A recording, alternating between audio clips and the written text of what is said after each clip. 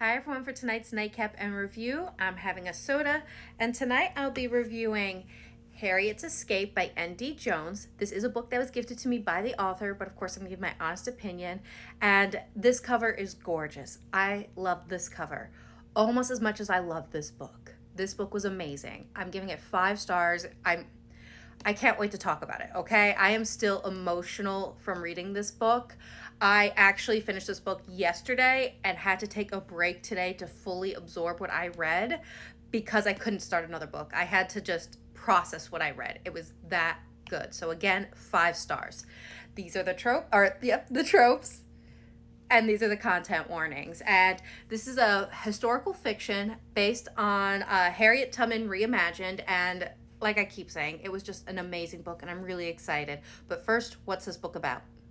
So this book is about Araminta Wren, also known as Minty, before she becomes Harriet, the conductor of the Underground Railroad. As a flightless Sankofa bird shifter, she was born into slavery under the hand of her dragonkin master. This is the only life she knows, and it is one of hardship and struggle, and she is just doing what she can to survive, with the only thing really bringing her joy and comfort in her life is her family by her side. With no idea of what liberty and freedom really is, all Minty really hopes to do one day is somehow fly and soar into freedom. But then one day and every day after, with the odds stacked against her and slave catchers out to catch any runaway slave that they can, Harriet sets out to rescue her family and any bird folk willing to take the risk for freedom. Because home is where the heart is, but freedom without family requires a rescue plan. So what are my thoughts on this book? Again, I'm giving it 5 stars. I thought this book was amazing, exceptional, and impactful. Any book that gets me in my feels is going to get 5 stars, and this book did just that. At times, I had to sit back and absorb what I just read. Other times, I was full on bawling and had to move the book so my tears wouldn't stain the pages. And at other times, my heart was in my throat with the risk Harriet or Minty was taking, as well as cheering her on, because the bravery she has was just something to behold.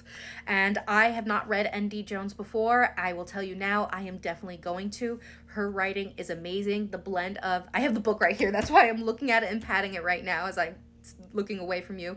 And her writing with just the blend of history and fantasy was just so well done that I think any fantasy lover would enjoy this. And I think the added layer of what made me so emotional reading this is that it's not a pure fantasy novel. This is a retelling of Harriet Tubman and her life, and I'm sure the recounts of other slaves and what they went through were also put into this book, and that just added an extra layer to me of what made it so impactful. Now, as with any fantasy, world building is always going to come up, and the world building in this book was so well done. At no time did it feel overwhelming. I also enjoyed the characters and how interesting and complex they were.